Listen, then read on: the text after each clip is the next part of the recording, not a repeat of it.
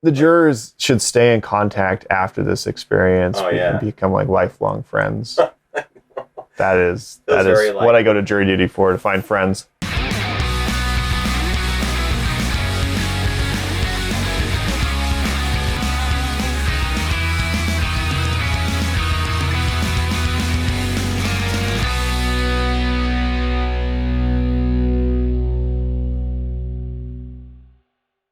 So today, I'm going to make another video about the entire HJC lineup, at least the current one. I know HJC has made helmets for a long time. They've got like 1 million of them out there. But this is their current lineup of everything except for their youth helmet, which I didn't think was all that relevant. I don't know how many people are going to use the youth helmet out there, at least that are going to be buying GoPros as well. So we've got the i50 helmet, the CS MX2 helmet, and then this one is their ADV helmet, which is the DS-X1.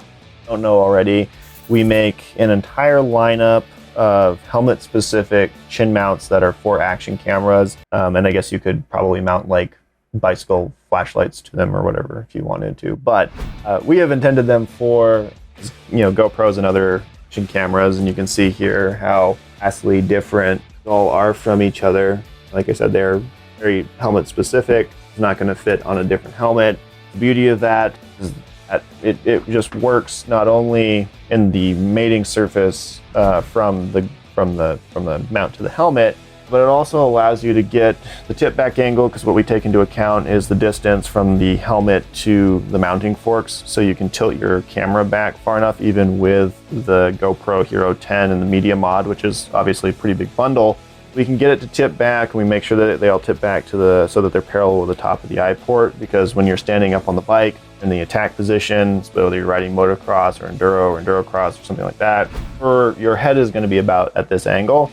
So it's important for the camera to be able to tilt back, so that way you can get a parallel view of the horizon, and you're not just looking down at your handlebars and like first 10 feet of the trail or whatever.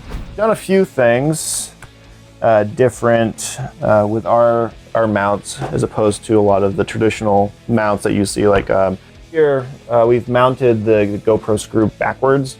That is so that you can get to the side door here of the newer GoPros that have the door on the side.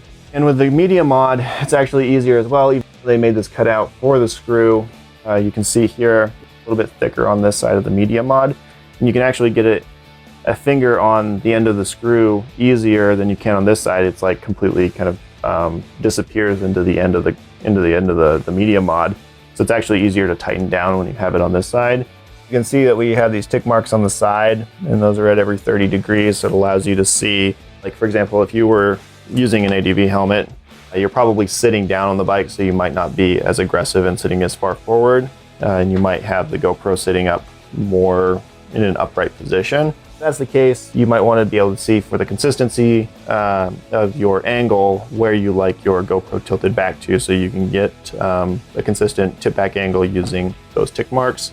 A cool feature of these mounts is like we make them around all of the angles of the helmet, including the air vents. And when you have an ADV helmet like this, a lot of them have these adjustable air vents on the front, right? Which if you were to use one of those Pro mount for the chin mounting that you can get on Amazon, right? The one that kind of masks over the front, you can't use these vents anymore. And with ours, it just keeps those clear, and it's completely out of the way.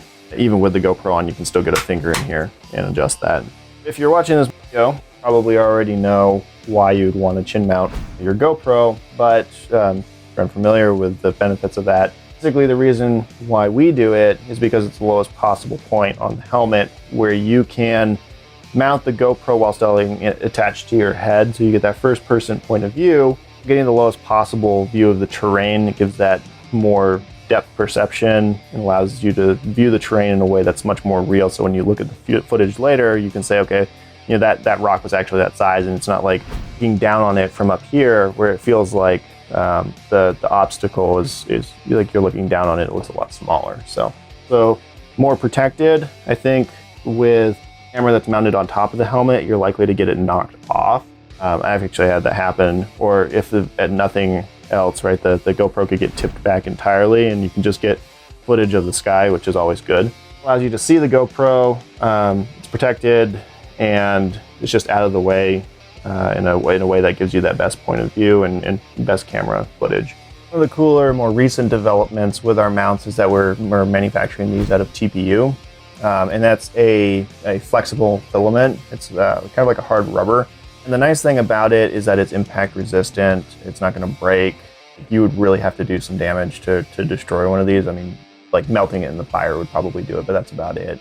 An impact, if you were to smack your face into the handlebars or go flying off the bike or drop your helmet on the garage floor, you might break a hard plastic mount like what we made before. And these mounts, where they're rubberized, they're just not going to break on impact, which is really nice. You can kind of see like just how much you can flex these before they'll, I mean, they just won't break. You can twist them around in any which way, and they're very solid. So one of the things that we also did when we started using TPU is we started gluing the tape onto the mount using a rubberized glue.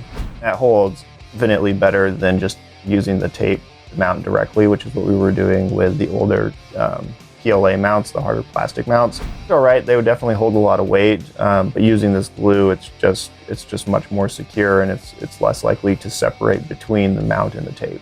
Last thing I want to talk about is what you're going to get in the box. So we will send you a mount that includes a screw, an alcohol cleaning wipe, and a couple of stickers. We also sell a 90-degree adapter, and this allows you to turn the GoPro onto its side, and that'll allow you to shoot native vertical aspect ratio, and that allows you to just upload to things like Instagram and TikTok and YouTube Shorts, having to crop the footage. So that's actually kind of nice, and we put a couple of screws with that. Those are sold separately, but they're on our website. Well, for mounting these with the newer TPU mounts, it's actually a lot easier because the material is flexible. But what I like to do, and what I tell everybody, is obviously clean your helmet, make sure that all the dirt and grime is off of there. Get the mount up to the helmet just so that you make sure you understand where the mount is supposed to go on the helmet. Pull off these sticky pads, the backing for the sticky pads, and then you can just kind of open these up, set it on, and then just press it down on the sides. It should be relatively easy. Like I said, these are flexible, so it's not like it's hard to get on there. But that's all there is to it. If you have any questions, you can put those down in the comment section below. We'll definitely answer those as soon as we can. If you want to see the footage that you can get with these GoPros, you can visit our Instagram channel, which is where we're posting most of our action clips these days. So check that out. We'll put a link down as well. Also include links to all three of these helmets to our store, our website. If you want to check these out, you can find these on our website. Questions, let us know. Appreciate it. And toodles.